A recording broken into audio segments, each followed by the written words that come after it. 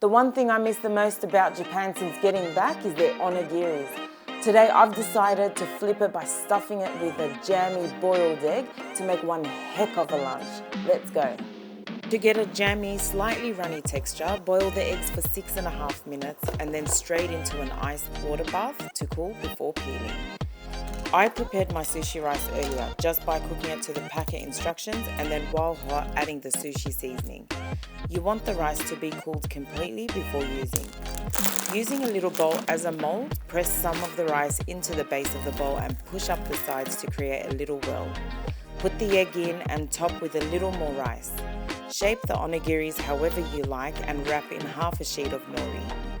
It's as easy as that, a no-fuss dish that can be enjoyed at any part of the day.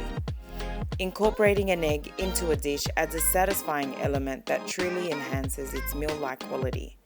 Australian eggs are a powerhouse of nutrition, offering essential vitamins, minerals, and high-quality protein.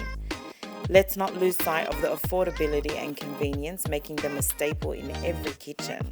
Oh, and if your kids are anything like mine, they would absolutely love you for it.